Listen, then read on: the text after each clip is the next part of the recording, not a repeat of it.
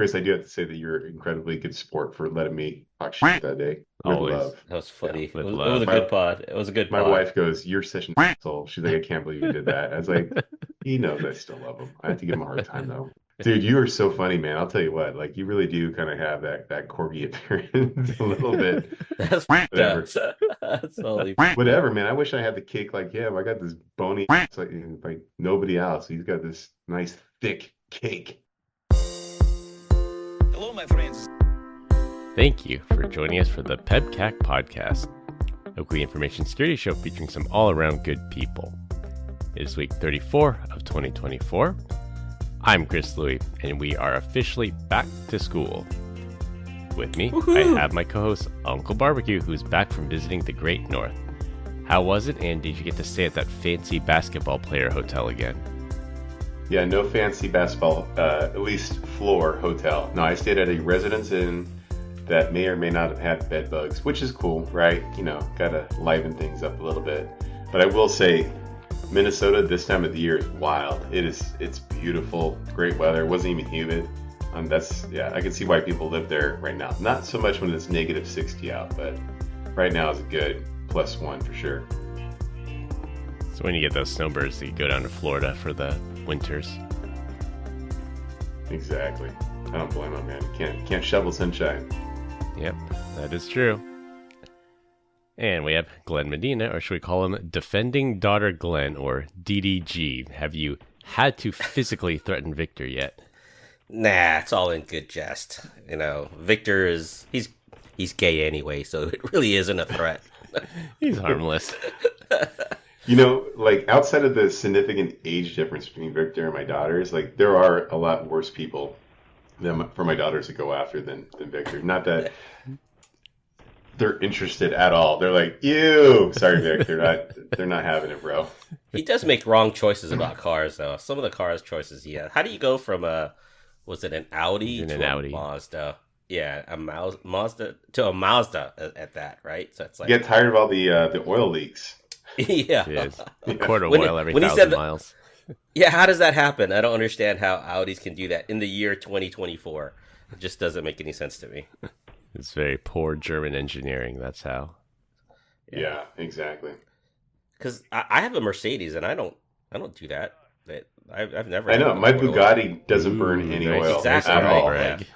Yeah, My Model S Yeah. Plaid My doesn't even G7. need oil. my 1974. You know. No, I'm just kidding. But yeah. More like my bicycle doesn't need oil. Just air in the tires, buddy. A little bit of lube on the chain. You'll need a little bit. Keep that up and running. You know, they said saying lube on the podcast wouldn't happen, but Chris made it happen. I Yeah, did. no kidding. I did, and I kept You it did. PG. Somewhat. No guest this week, but next week will be another live episode of the PEBCAK, so be sure to tune in for that. There will very Where we likely going? be a guest and a 100% chance that a bunch of people will catch COVID. Oh, that's not good. Or just catch a cold. Yeah, The just flu. treat it like the flu. Yeah. Combined, we have decades of information security experience here, not just to educate, but to entertain. We've got 4 awesome stories for this week, so sit back, relax, and enjoy the show.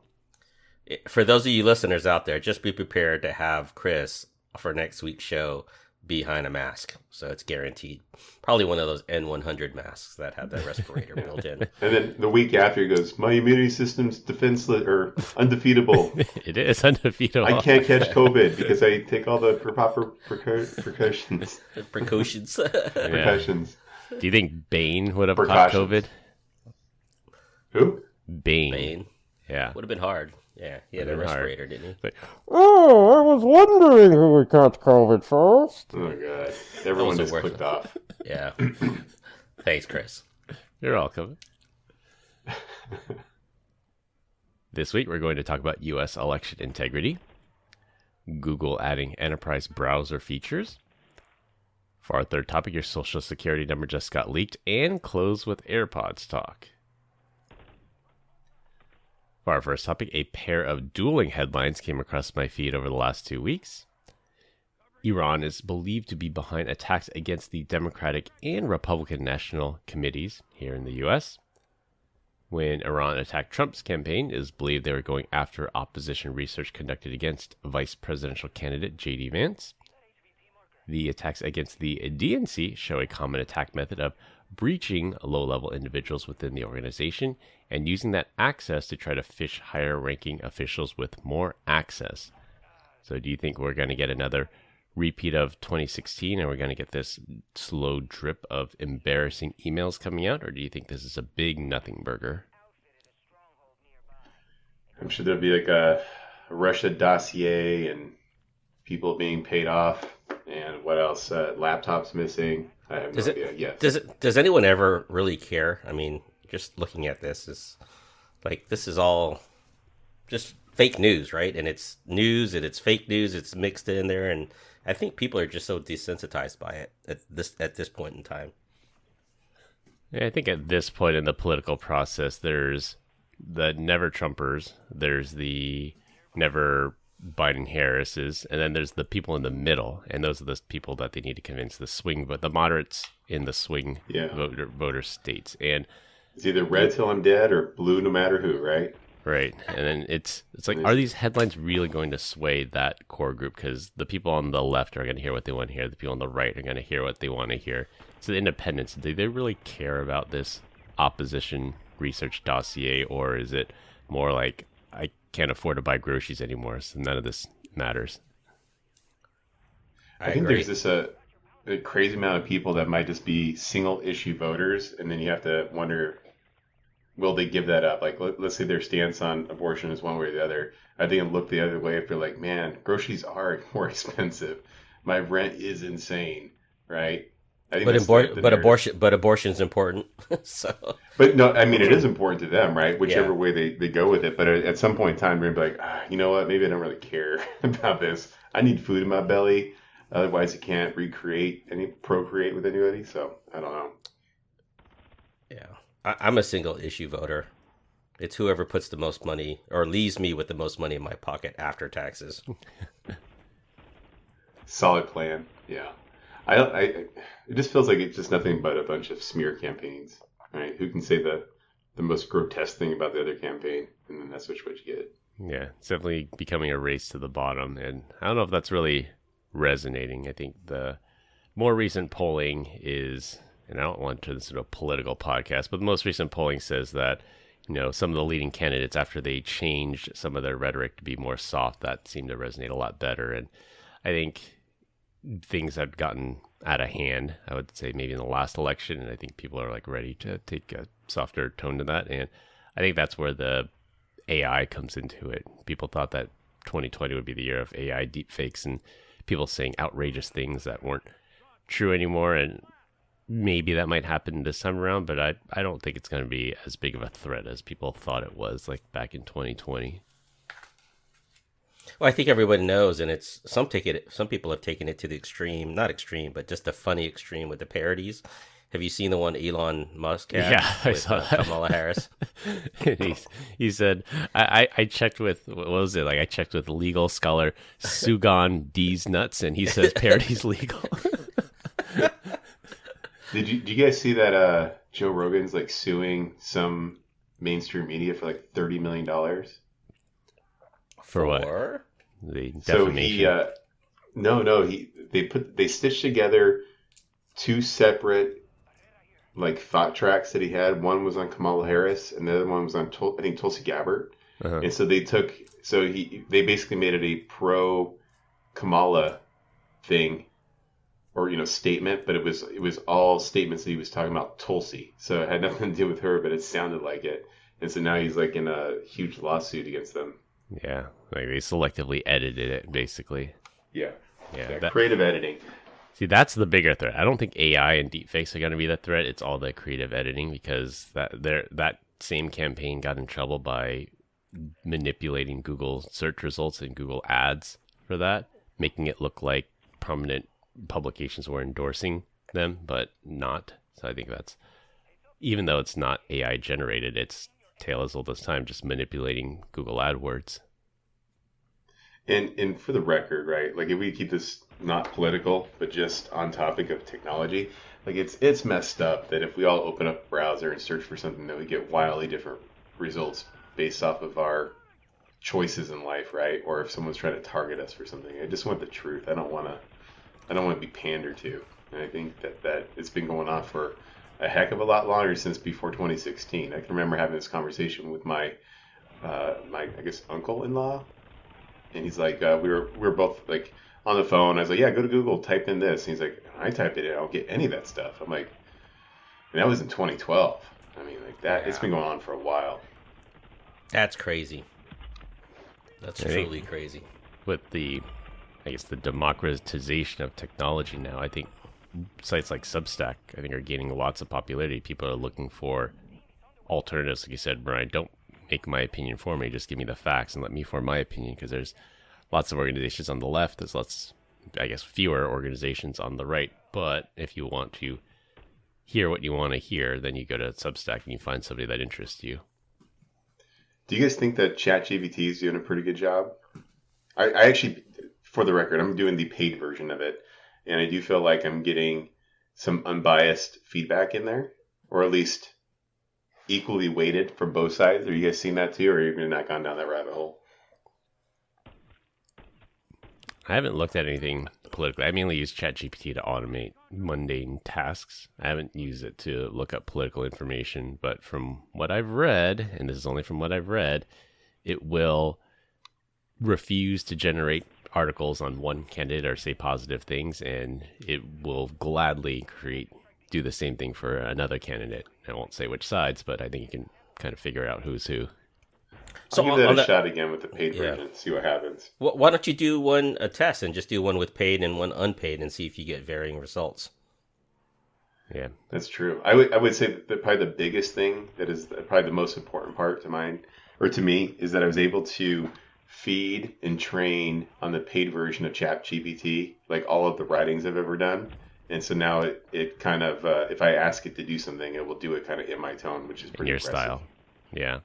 Yeah. Also, I have for my main stage presentation, I put together something like this thought, right? And so then I was working it through, and I said, hey, I need, I need to put the exclamation mark at the end of this, and I'm trying to tie the beginning in with the end. And so at the very beginning, there is a joke there, but if you're not paying attention, you're going to miss it, right? And so you have to really understand the context, the complexity of what I'm really saying. And sure enough, it said, hey, bringing this back to the beginning, here's this picture, right? And then it says insert laugh here, or the giggle from the audience. So I was like, damn, man, like even ChatGPT was able to qualify that what I did right, in fact, was humorous, even though it was super edgy. Yeah. So what you're saying is we could replace you with ChatGPT with an AI bot. Now that you trained it, yeah, right? No. Presentation in the style of Brian Deitch. This is the start of them taking over the world. Yes, they took our jobs. I will say that it was incredibly difficult to try to figure out how to write something that starts at the beginning, flows through the middle, and then it all comes back together at the very end. From a not technology side, so hopefully it goes over well. I do expect about half the audience to be completely lost, though, at the same time. Well, that's like any other main stage presentation. You're going to get a certain percentage of the audience to just try to capture the most that you can and make an impact for the ones that do get it. Is the beginning of AI replacing us, like Glenn said? It's not replacing me. It was just trying to... I wanted to see if you can understand my joke or not. See, he's the half of the audience that's not paying attention at all. Who, me? What are you talking about? I'm just looking for every 10th word that comes out of your mouth, because that's probably what's good anyway. Screw you, 10% of what he says is intelligent and coherent. Exactly. 60% of the time, it works every time. And a lot of time, it's F this, F that, every 10th word, right? So, not me, not on this podcast, that's for sure. All right, well, definitely looking forward to that one. For our second topic, Google is encroaching more into the enterprise browser features with Chrome for Android. Google announced a new feature that will redact credit card numbers, passwords, and other sensitive information when sharing or recording your screen. This is to prevent the accidental disclosure of this information when sending a screen capture or sharing your screen, like on Zoom or on Teams. I was actually once on a phone call with Dyson support, and they asked me to log in through my phone and share my screen so that they could see what I see. So the hell were you doing with Dyson support? They had to share your phone screen. Yeah, your phone screen, Android phone screen. Like really? No, on my iPhone. Like I have a Dyson air purifier. The thing was like going haywire, so I just called support. I'm like, is there anything we can do to fix it? And they told me to log in through my phone, use the camera, share the screen so that they could see exactly what I was seeing. Like the Dyson air purifier has a level that says this is the level of pollutants in your air, and mine's just like pegged at 999 for no reason. And I've done everything. I've cleaned it out. I've used the air duster. I've done everything and changed the filters. And this coming from the guy that eats $60 worth of Taco Bell, and he's wondering why the air quality is so bad. Max, it's so low. Why didn't you tell them, like, hey, just turn on the camera that you have in the air purifier to show, so that I can So you show can you do what it. you're doing Yeah. inside there. Place in front of a mirror. Right. Yeah. So Glenn, is this like Me Too Motors? Like, oh great, we can do this too. It's about time. I don't know about you, but Island's been doing this for the last 2.5+ years. So it's pretty amazing that you're just catching up now. It's kind of like what Victor tells us He's about. saying you as in us, but we're not part of Google or Chrome.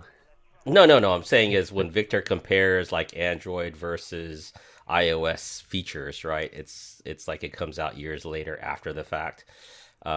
This is kind of that Me Too movement as well. It's interesting. It's interesting because it's like you guys are just doing this now, and other enterprise browsers have been doing this for quite a while, specifically Island. That's built on Google. Yeah, that's not built on Google. It's built off of Chromium. My friend. Yeah, Chromium's Google, isn't it? No, it's not. It's not the same company? Not this. Well, no. It's open source, right? Just like saying Red Hat or Linux is part of IBM, right?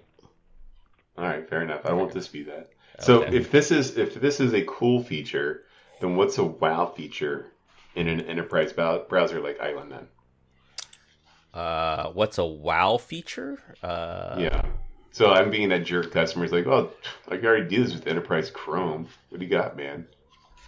A bunch of other features and functions. So you do DLP based off of that. So being dynamic in a way that you can cut, copy, paste that information, and provide data protection based off of that is a cool feature. So it's not just, hey, can I turn a watermark on or off? But I can have different watermarks for different applications, for different URLs, or for different whatever, right? And then it's not just a copy paste from here to there, or a not allow. It's being dynamic and saying, I can copy from Salesforce to my work Gmail or Office 365, but not my personal email. Very dynamic in nature. Oh, good job pivoting, buddy. Yeah, you got it. Right. But so to some people, we're just browser isolation, but that's okay. I'll let them keep thinking that. Yeah. No, I was going to say, so let's talk about the watermarking real quick. I think that probably the most commonly used thing that I say is like maybe the user's identity. Are you watermarking with anything else that you think is kind of a corner use case that's unique? Yeah. How about watermarking with a QR code? Can you create a QR code based off of user identity, web page, web URL, user, date, time, things like that? Those are things that you could watermark. So is that QR code a very specific moment in time? Is that what you're trying to capture right there? It was like Brian did this Tuesday, May 12th at 1:41 p.m. from this IP address. Oh, okay, exactly. Cool. Yeah, exactly. It's hard to refute that, right? So if you take that watermark and you go, hey, Chris, you took a picture of this with your cell phone, or someone took a picture of this and you were sharing this, not necessarily you were the culprit that did that. That's pretty irrefutable. Meanwhile, the Zstar DLP team is like opening an ER right now. Insert QR code. QR code. But how prominent? I will say that's actually QR a pretty code? cool one. How prominent is that QR code? Like, could I just use a swirl filter and then obscure it? I don't know. You'll have to find out. Chris always coming from left field with some BS. I know. It's true. It's true. Like there's a story. I'm taking us a little bit off topic, but there was a story about some very bad person out there that was abusing children, and he was like bragging about it, posting photos online. But he used the swirl filter on his face, so you couldn't tell. All you knew that this was like, some tall white dude, and that was about it. And some clever, I don't know if hackers, maybe like white hat hackers, found a way to undo the swirl, and they were able to identify this scumbag because they were, the swirl follows a very predictive algorithm, and with enough AI and machine learning, you can undo it by just reversing that algorithm. When are people gonna learn? If it's digitally done and touched, you can undo or redo what you need to do inside of that. Now I sound like Kamala. Right? Or better yet, when are dudes gonna stop being so creepy, man? Preying on children. That's like. So his mistake was he used one swirl filter, so all he had to do was do one undo. So, but if he did a swirl clockwise and a swirl counterclockwise and a swirl kind of like Triple Des did, you decrypt, you encrypt, decrypt, re-encrypt with 3 different keys. Like it makes it 3 times harder. So that was that guy's downfall. That he only used one swirl filter, which is relatively straightforward to undo. Lazy. But dirtbag nonetheless. Yeah, glad they caught him. Good use of technology.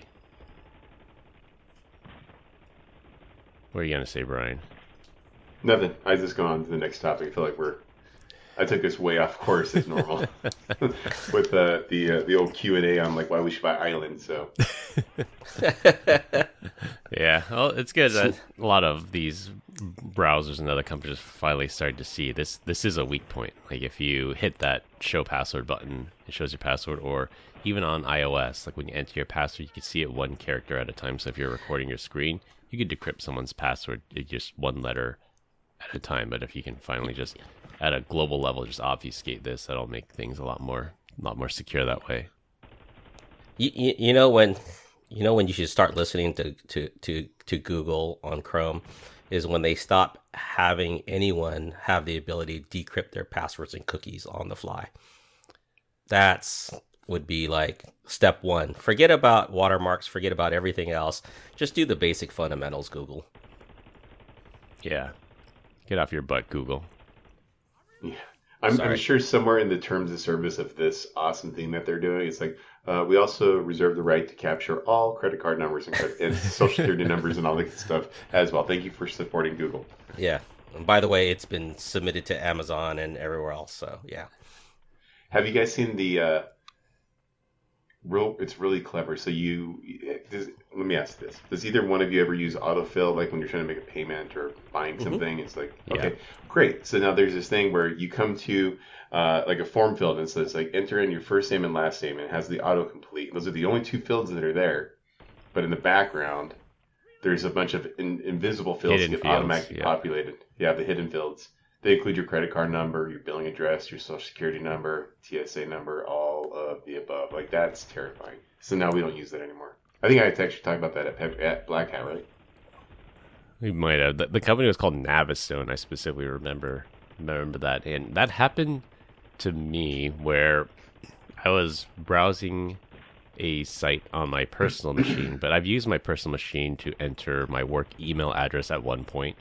And then all of a sudden, like I never subscribed to it, but I navigated to a website. And then all of a sudden I started getting marketing emails from this company I was visiting to my work email address. And I had never registered whatsoever with my work email. And then that's the only way they could have got it. It was they got the autofill information. And I never submitted it either. But they can grab the data in the field, even if it's just temporarily populated there, and you never submit, they can still grab it, which is the only way they could have gotten my work email address. Damn you, Jason. I think you're fibbing a little bit. That was the Ashley Madison when you did that, right? The event that happened there. With my work email. Poor Chris. I did wonder why you were in there. You're doing it for test, right? For test purposes. Of course. Our customers say, can I block this? So you got to test it. Yeah, exactly. The answer is no. No, we cannot. Just kidding. That actually happened. I had to create a Snapchat account because one of my customers specifically asked for some testing around Snapchat, and I was like, "Why do you have Snapchat on the phone? Isn't that app that teens use to sext each other?" I said, "Well, it's for work. It's for testing." Yeah. Meanwhile, I have teens that are sexting each other. Is that what you're telling me right now? Oh my god. Yes, Brian, that exists, whether you knew that or not. Ugh. I'll refuse to believe this. I will say my 15-year-old has no social media whatsoever still to this day. She hates it, but That's good. Oh, well. Keep it that way as long as possible. Young person in an old soul's body. That's awesome. Yeah. well, no, she doesn't get a choice. My wife won't let her have it. That's a difference. She has one. You guys just don't know it. Good on you It's on guys her. for holding strong. It's on her burner phone, Brian. Yeah, You just she don't does know. not have a burner phone, trust me. With her $0 income a month, she cannot afford a burner phone. I didn't tell you what my niece did. She didn't have a phone either, but she did is she created an account with her friend's phone. And then go on it every time. But Oh yeah. They're creative. So All right, for our third topic, our social security numbers have been leaked again. If you did not get caught up in the first time with Equifax, background check company National Public Data just announced they were hacked and 2.7 billion records with social security numbers have been leaked. Now you may be thinking there are only about 3 to 400 million people living here in the U.S., so how could they have 1.7 or 2.7 That was my billion first records? question mark, yes. Well, there can be multiple records for the same person. or they're just taking the dead people. So, That's true, yeah. Are we talking about voters? Never mind. yeah. One threat actor tried to sell the database for $3.5 million, but another leaker on the underground forum leaked the database for free. Great. It is believed that the aggregate database was comprised of smaller leaked databases that someone had just put together. So, are we all freezing our credit again? I don't know. What do we do here, guys? Yeah, pretty much. You want to freeze your credit, put a lock on it, no new accounts unless you unlock it. Good grief. That's the best practice, at least. Did I tell you my son's identity got stolen? What? Yeah, wasn't Yeah, it yeah. some 50-year-old person that tried to open a line of credit? Well, no, it wasn't. All we know is we tried to get him a credit card, but he got turned down because he already had an account open, which was the giant red flag there. It's like, wait a second, we don't have a credit card. And then we saw that this person had actually been filing taxes under his name for years.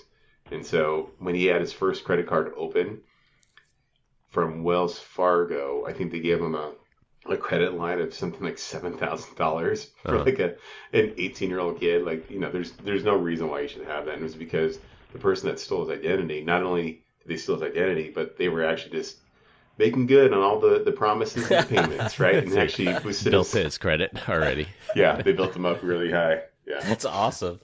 yeah, it's kind of funny. So, Usually people steal identities to defraud people, not to build someone else's credit and make payments on time. Maybe it's honest to goodness another person's name with your son's name, or did they actually use his birth date and social security number and everything? I think they just took the social security number. The most effed up part about this is like when you call and ask, they're like, we can't tell you anything because this is not your account. Yeah. Even though All right, well, I know that, but this is our SSN, identity. yeah. Like, yeah. And so they're like, but this is, basically it's not you. I'm like, oh, whatever. Maybe he's in the So witness protection program and the FBI messed up giving him the wrong social security number. If I find out about who he is, then he better be in the witness protection. It's still my identity. Do some good. Jesus. Yeah. All right. Well, it goes back to the same question we asked during the Equifax hack. Like, should everybody be putting all their eggs in one basket? And should your credit worthiness and your ability to buy a house be tied to this 9-digit number that's just probably already leaked out there? I say no. No. But it's almost as if, like, Chris God, is over here what a advocating pain. for the social credit score. All right, China. I know. Gotta check if you made any mean tweets lately. Oh, jeez, Chris. We thought you were a good guy. Not like Brian, who gets banned off X for mean tweets. I don't have a Twitter. I don't know what you're talking about. Or an X. Yeah, I think as long as there's money to be made, there's four. I think there's 4 credit bureaus now. There's either 4 or 5. There's the 3 majors. There's 2 like minor ones, but they don't make their money checking credit and keeping track of credit. They make their money selling your data to people that will buy it. And as long as that incentive's in place, there's no incentive for the credit bureaus to tighten up security or fix or change anything. I think I told you guys when I applied for a mortgage for my new house, I went through the normal channels. I used a mortgage broker. They ran my credit, and then just all of a sudden, out of the blue, I've probably got like 50 unsolicited offers of, hey, you're interested in a mortgage. Your rate was this. We'll beat it by 0.1 points. Come with us instead.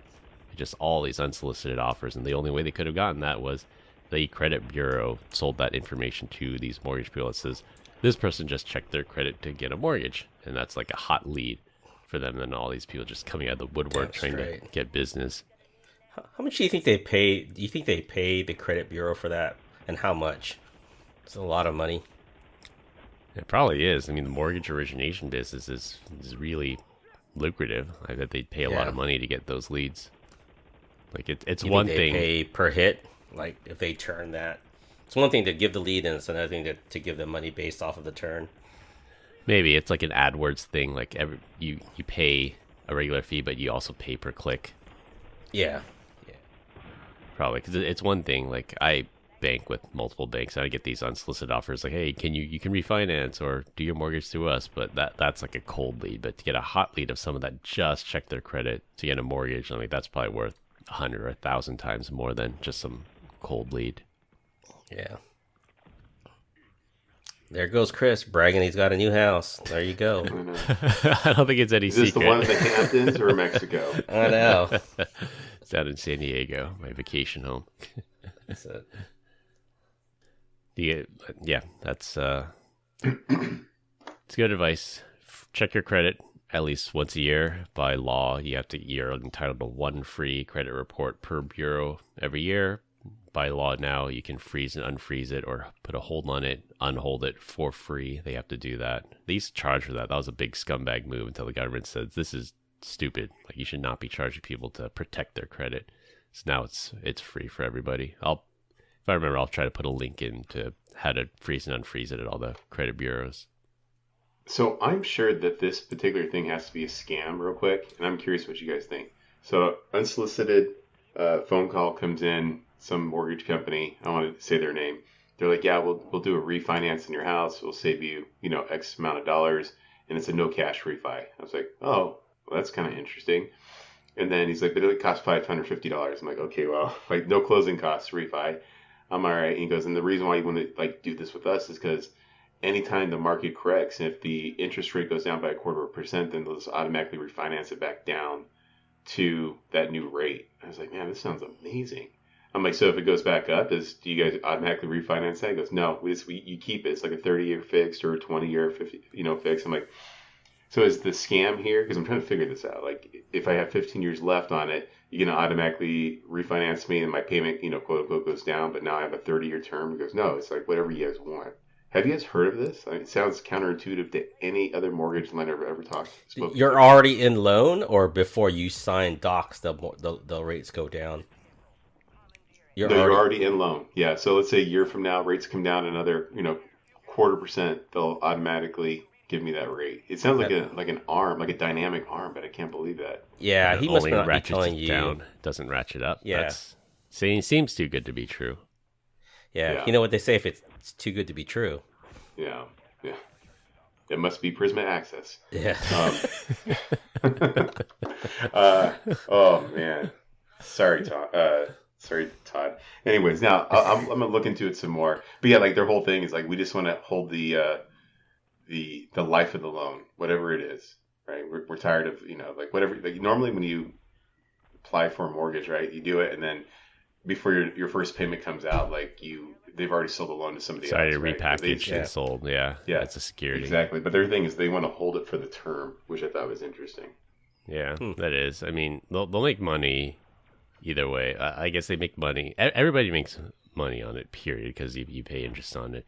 I guess it's their deal is they want to make money and differentiate themselves, because mortgages are it's a commoditized product. I'm going to go with whoever has the lowest rate. Like, you can't offer me, Citibank doesn't offer me anything different than Wells Fargo, doesn't offer me anything different than Chase. But if I go with this XYZ company that called up that says, well, yeah, we'll ratchet your rate down every time it drops, then you're more likely to sign with them. Yeah, but I mean, you've been doing this for how many years now?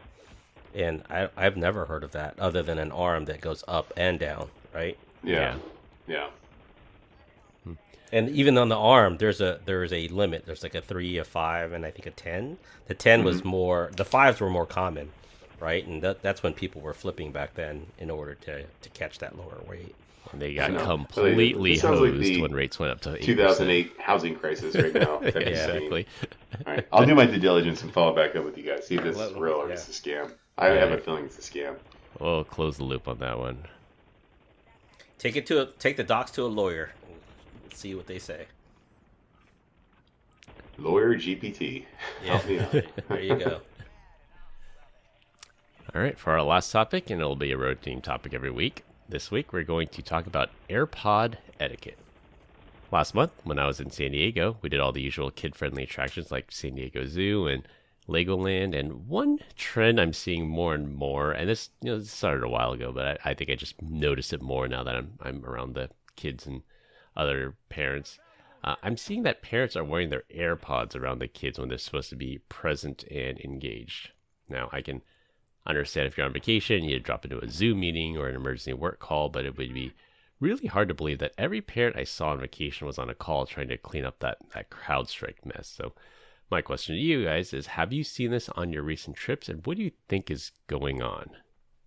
Is this one like the left or right in, or both are in their ears while they're watching their kids? Just point of clarification here. I've seen both. So I've seen it where both of them are in, and I've seen one of them are in. Yeah. So I listen to music when I'm with the kids, but my kids are way older. But like I said, I used to just have one in my ear because I can listen to texts as they come across and respond as needed versus having to look at my phone like every 3 seconds or 5 seconds. Well, that's what your iWatch is for, Glenn. Yeah, but you can't get the full thread, especially the way you write. So you're one of those. So you listen to music and listen to text messages when you're supposed to be present around your family. But he has adult kids, though. Yeah, I'm in a different world than you are. Yeah, that's true. So, but I go ahead. I'm 100% like phone is put away and AirPods are off. Like I don't have any. The only distraction I would have is probably the watch, and that at 6 o'clock every night goes to do not disturb. So I feel like I'm kind of homed in, and it feels like a lot of my travel has been business. So I see a ton of people with AirPods and AirPod Pro Maxes and all that good stuff, but I don't think I've noticed any like parents with young kids walking around with them yet. But again, like I don't know how many people are vacationing, going to Las Vegas with their children. Yeah.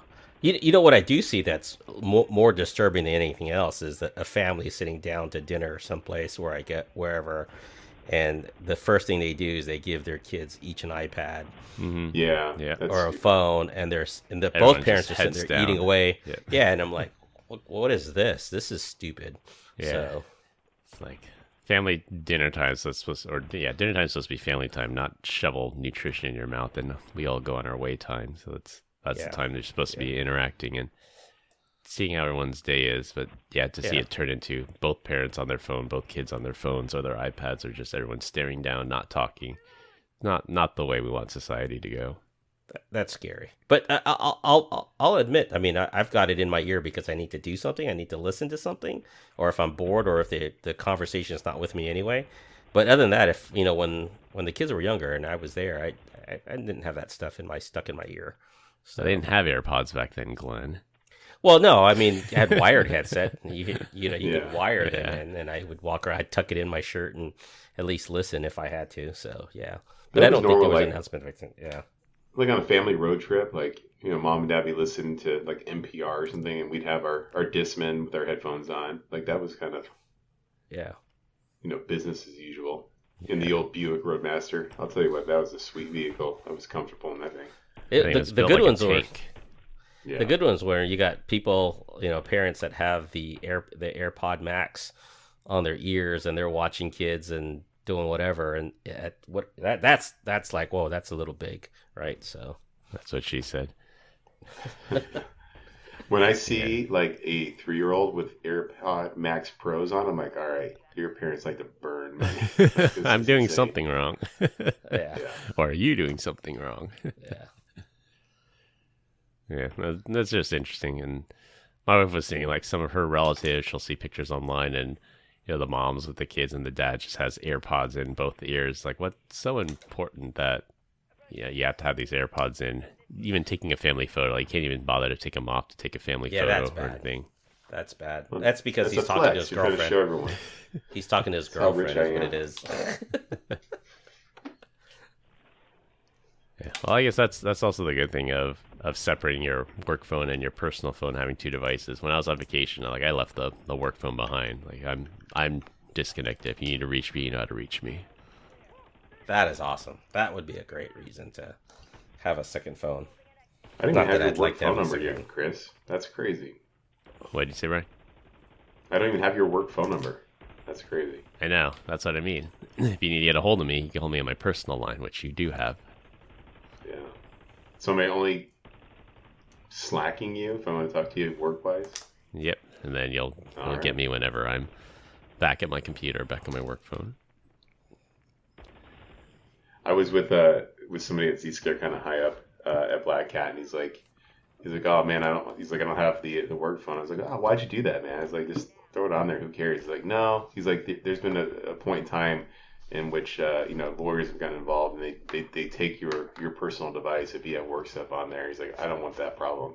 So I just have two separate phones. I was like, that actually makes a lot of sense. That makes a lot of sense, but you got to be pretty high up there then at that point to have two phones. I don't worry about that. I don't think I'm getting called into litigation, so knock on wood. Yeah, that's never fun. Wait till Google comes and knocking, talks about the QR code ID you stole from them. Yeah, the other reason, again, drifting slightly off topic, the other reason not to have work stuff on your work MDM on your personal phone is there's this story out of Singapore where Singapore has Chromebooks and Android phones managed by MDM, and they said you could, just because you claim that we'll never wipe your device, the hacker got in, got admin access to the MDM console, wiped 13,000 devices just because. Could you imagine ransoming that? Like, turn that into a ransom. Says, if you do not give me money, I will wipe everyone's phone. That'd be awesome. That would be a cool event. Sorry. Giving the criminal some ideas here. Yeah. I'm sure they've already had that idea. But that would be an instant ransom. Like, hey, man, if you don't give me the money, you're going to have a lot of people pissed at you. Yeah. And maybe they'll give in. Maybe they'll be extorted. But if you give them too much heads up, they're just going to change the password on the MDM portal or lock you out. So I just got to do it. Got a YOLO. Yep, exactly. Well, we continue to get great comments about our dad joke of the week. Dad joke of the week. This week, Brian is up. Man, I'm tired of people calling me fat. I already have enough on my plate as it is already. Wah, wah, wah. There you go. Better than VDL. Thank you. No setup, just a plain old statement. Like it. Anything for you guys. All right, to wrap things up, cyber attacks are on the rise ahead of the presidential elections. Android will redact sensitive information in screen recordings. Your social security number has been leaked. And take out your AirPods when around other people. That's all I have for this week. We hope you enjoyed this week's episode. You can find us on LinkedIn. Links will be in the description. Follow us on Instagram at PEBCAK Podcast. Thank you to all listeners and subscribers who rate us 5 stars in the iTunes Store and Spotify and left us a review. We appreciate you all spreading the word to help grow the show. The best way to find us is to search for the PEBCAK Podcast on your favorite podcast listening app. My co-hosts Brian Deitch and Glenn Medina. I'm Chris Lee. Thanks for listening. We'll see y'all next weekend. As always, have a nice day. Bye, Felicia. There it is. And that's a wrap. Have a nice day.